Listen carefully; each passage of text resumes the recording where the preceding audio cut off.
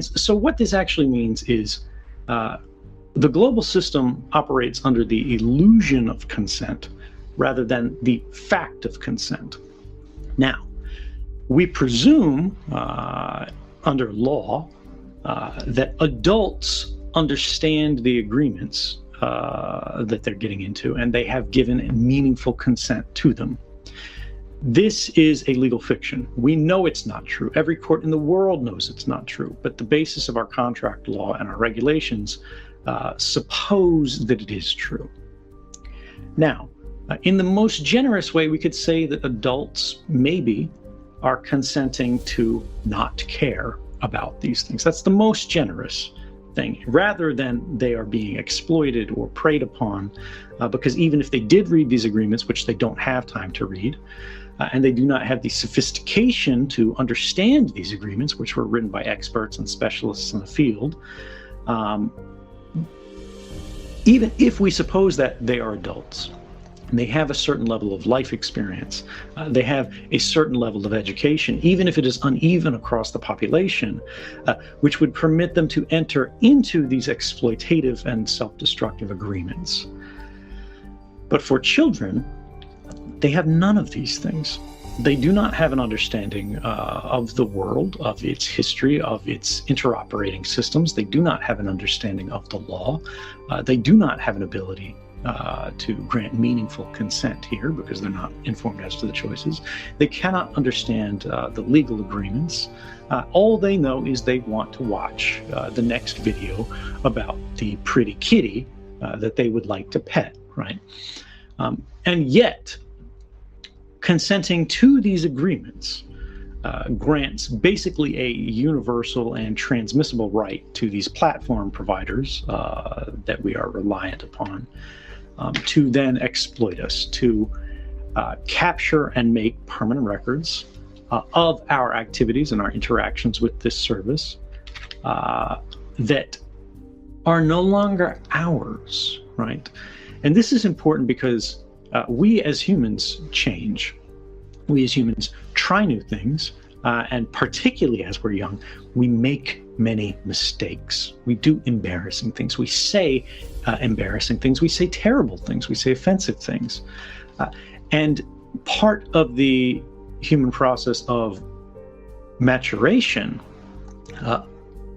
involves being able to recognize that what we have done is a mistake, to disown that mistake privately, inwardly, to recognize it's a mistake, because we don't want to tell the world, I did, this terrible thing, it was a mistake, because in front of an audience, there is social pressure to say that we have not made a mistake. We are trying to avoid shame.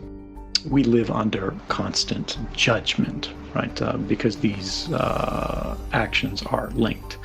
And what is happening is, we presume that adults have consented to these systems. They have not, and we know that they have not. But we presume, for the basis of continuing the current legal regime without much disruption, we accept that at the very least they should know better. Children do not know better. They cannot be expected to know better. And to permit these operations against them as if they had agreed with it violates even that loose legal fiction that there was an informed consent granted that operates in the space of adults. Yes, exactly. Thank you so much for that.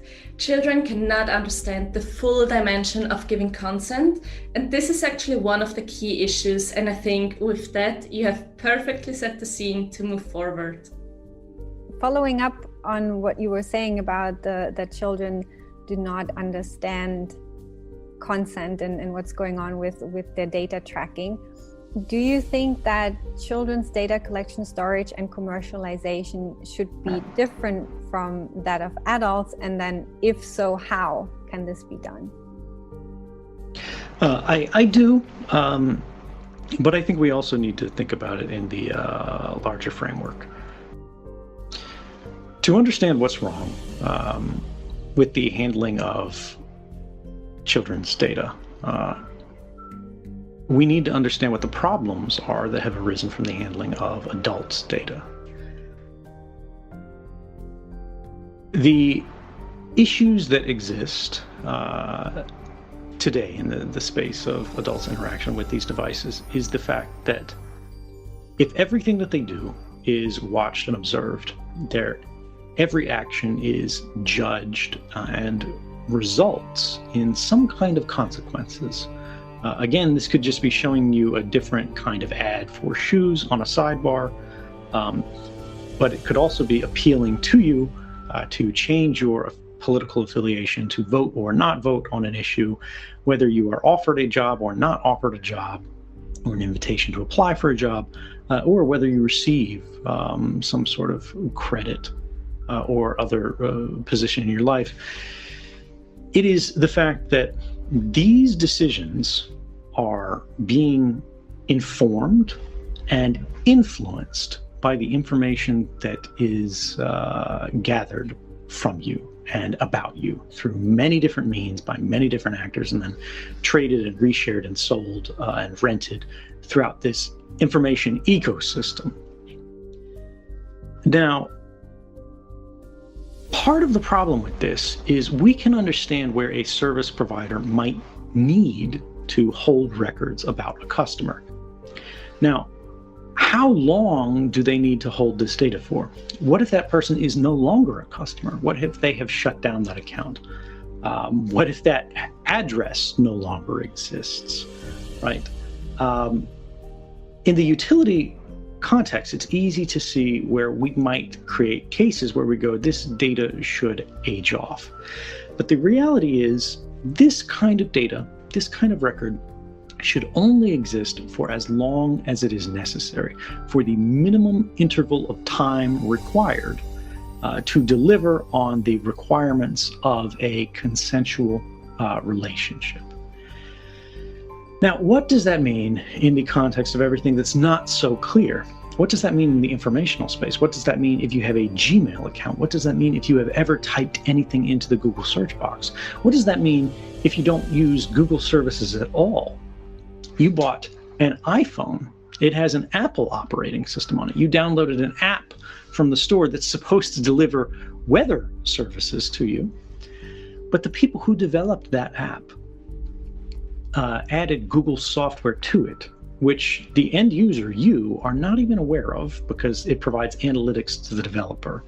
And these programs are widely spread. They're called things like Firebase or Google Analytics.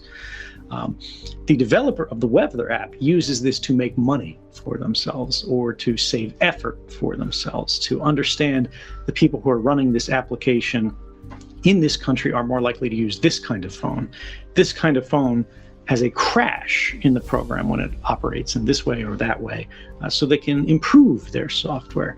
Again, we start to get back to that utility understanding where we go, okay, there are ways where this could be useful, but did you agree as the user for Google to have access to this data? Not in a meaningful way. You didn't know it existed. And even so, how long should that data be held? Should it be held for 1 week? Should it be held for 1 year? Should it be held for 10 years? Or should it be held for the period that increasingly approaches forever as data storage capabilities continue to improve?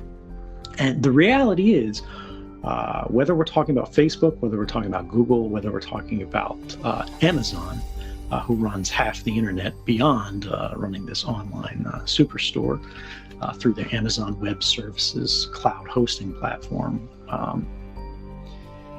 it's important to understand that they all try to collect data about people and systems, the computers that interact with them and the devices that interact with them, not just their owners, maximally.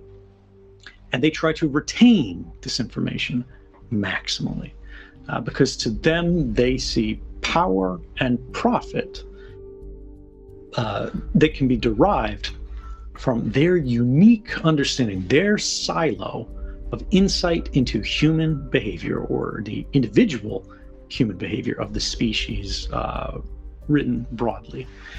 This is things like the social graph, for example. This person is connected to this person. They are related.